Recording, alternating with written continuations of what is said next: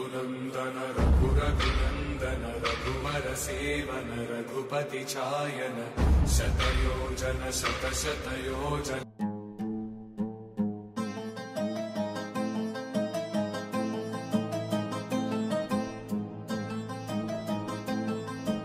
జై శ్రీమన్నారాయణ భగవద్ బంధువులారా, ఈరోజు నేను మరొక ఆలయ విశేషాలను మీకు అందించడానికి మళ్ళీ మీ ముందుకు వచ్చాను. వీడియోని స్కిప్ చేయకుండా పూర్తిగా చూడండి. నా ఛానల్ని ఎవరైనా సబ్స్క్రైబ్ చేసుకోకపోతే సబ్స్క్రైబ్ చేసుకోండి. పదండి వీడియోలకి వెళ్దాము.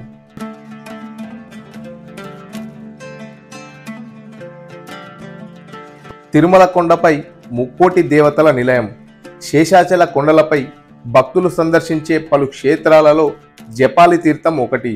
ఆలయ చరిత్ర, పూర్తి వివరాలు ఈ వీడియోలో మీకు అందిస్తాను. శ్రీనివాసుడి దర్శన అనంతరం తిరుమలకి వచ్చే భక్తులు సప్తగిరులు సందర్శించాల్సిన తీర్థాలలో జపాలి హనుమాన్ ఆలయము ఒకటి. శ్రీవారి ఆలయానికి 5 కిలోమీటర్ల దూరంలో జపాలి తీర్థం కొలువై ఉంది.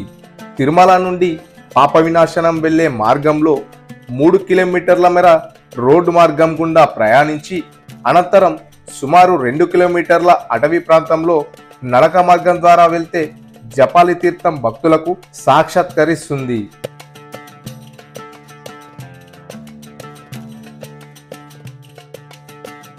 ఒకప్పుడు ఈ మెట్ల మార్గం లేదు. 1993వ సంవత్సరంలో జపాలి తీర్థానికి మెట్ల మార్గం ఏర్పాటు చేశారు. జపాలి తీర్థం చేరే సమయంలో చుట్టూ ఆహ్లాదకరమైన వాతావరణం ఆకట్టుకుంటుంది.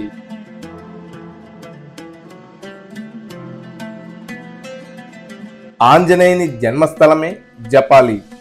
వ్యాస మహర్షి రచించిన స్కంద పురాణంలోని వెంకటాచల మహత్యంలో వివరించిన ప్రకారం 7 కొండల్లో ఓ కొండ హనుమంతుని మాతృమూర్తి పేరు అంజనాద్రిగా వర్ధిల్లుతోంది.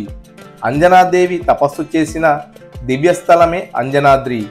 ఆ పుణ్యమూర్తి గర్భాన హనుమ జన్మించిన ప్రదేశమే జపాలి తీర్థం ఉన్న ప్రదేశం. 33 కోట్ల దేవతల ప్రార్థనలతో శ్రీ మహావిష్ణువు రామ అవతారంలో భూమి మీదకు వచ్చారు. రుద్రుడు శ్రీరామదూతగా అన్ని శక్తులతో దేవతలందరితో కలిసి వానర రూపంలో అవతరించడానికి నిశ్చయించుకున్నాడు. అప్పుడు జపాలి అనే మహర్షి ఈ ప్రాంతంలో తపస్సు చేసుకుంటుండగా రుద్రుడు ప్రత్యక్షమై తను రాబోయే అవతార విశేషాన్ని ముందుగానే చూపిస్తాడు. అదే హనుమంతుని అవతారము. జపం చేయడం వల్ల అవతరించాడు కాబట్టి ఈ క్షేత్రాన్ని జపాలి అంటారు. అన్ని తీర్థరాజాలు వచ్చి చేరుతాయి కాబట్టి జపాలి తీర్థంగా పేరొందింది.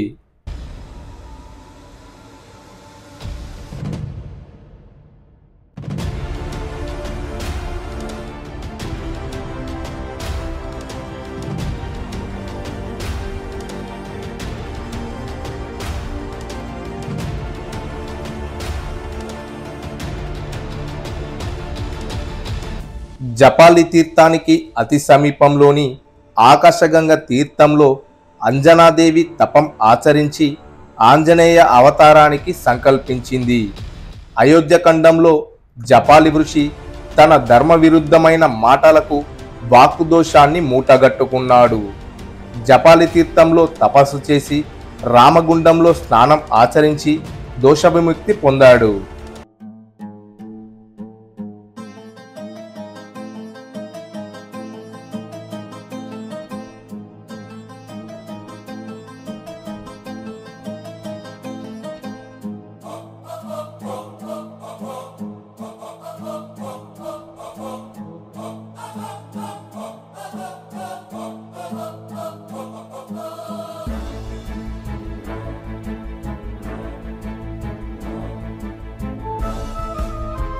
శ్రీరామచంద్రుడు రావణుణ్ణి సంహరించిన తర్వాత అయోధ్యకి వెళ్తూ సతీ సమేతంగా ఈ తీర్థంలోనే స్నానం ఆచరించాడని పురాణాలు చెబుతున్నాయి. అందుకే ప్రతీకగా రాముడు స్నానమాచరించిన తీర్థాన్ని శ్రీరామ తీర్థంగా, సీతమ్మ తల్లి స్నానమాచరించిన తీర్థాన్ని సీతమ్మ తీర్థం అని పేర్లు వచ్చినట్టు పురాణాలు చెబుతున్నాయి.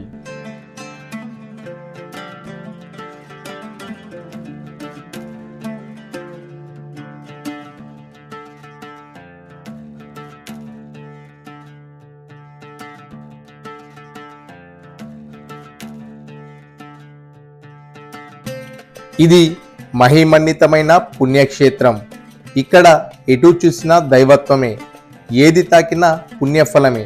ఈ క్షేత్రంలో అడుగు పెడితే చాలు పాపాలన్నీ హరించిపోతాయి, కోరిన కోరికలు ఇట్టే తీరిపోతాయి అంటారు ఇక్కడ వారు.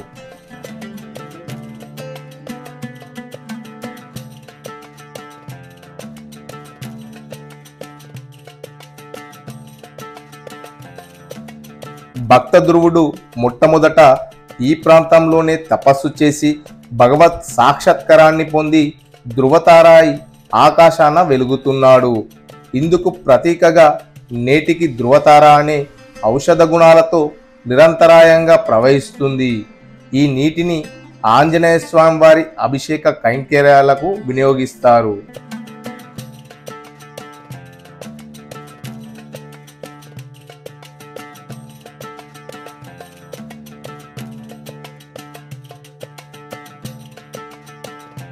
జపాలి తీర్థంలో వెలసిన హనుమంతుని ఆలయం అత్యంత రమణీయంగా ఉంటుంది. గర్భాలయంలో వెలసిన స్వామి సింధూర అలంకరణతో ఒక చేత్తో గదను ధరించి రజత కవచలంకృతుడై భక్తులకు అభయమిస్తూ దర్శనమిస్తూ ఉంటాడు. స్వామివారి శిరస్సు పై భాగాన శ్రీ సీతారామచంద్ర స్వామివారి ఉత్సవమూర్తులు కొలువై ఉంటాయి.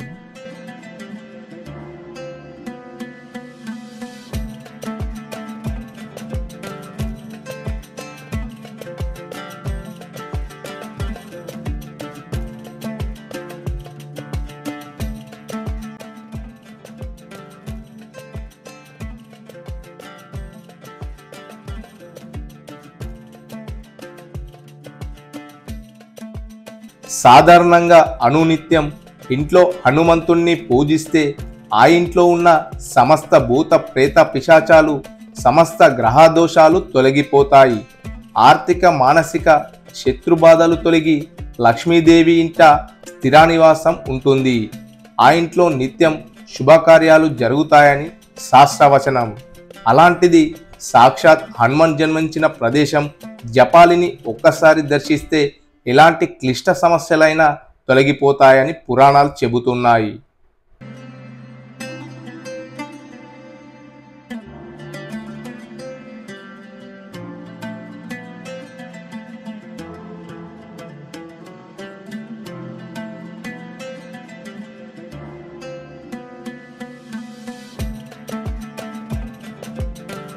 మంగళ, శని, ఆదివారాలలో హనుమంతుణ్ణి దర్శించుకోవడానికి స్థానికులతో పాటు తిరుమల సందర్శించే యాత్రికులు జపాలి తీర్థాన్ని కూడా సందర్శిస్తారు.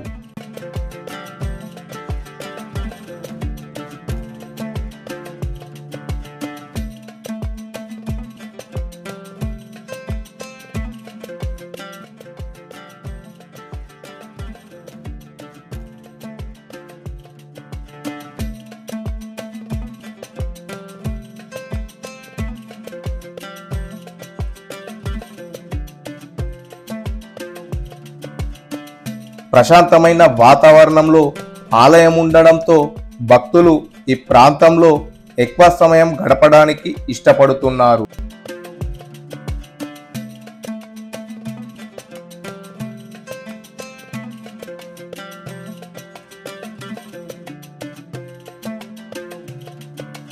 ప్రతి సంవత్సరం హనుమాన్ జయంతి రోజున జపాలి తీర్థానికి టీటీడీ తరపున ప్రత్యేకంగా వస్త్రాలను సమర్పిస్తారు. శ్రీవారి ఆలయం నుండి ప్రత్యేకంగా తెచ్చిన వస్త్రాలను ఊరేగింపుగా జపాలికి తీసుకువచ్చి అర్చకులకు అందిస్తారు. ఇలా వైకుంఠమైన తిరుమల కొండపై గోవిందుడు దర్శనంతో తన్మయం చెందే భక్తులు కోనేటి రాయుడి దర్శన అనంతరం సప్తగిరులలో కొలువైన జపాలి తీర్థాన్ని సందర్శించి పునీతులవుతారు.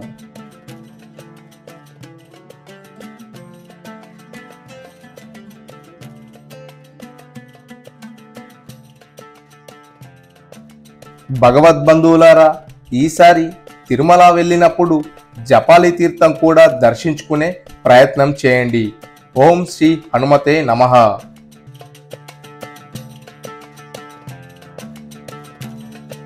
మీరు ఎప్పుడైనా ఈ జపాలి తీర్థంకి వచ్చారా?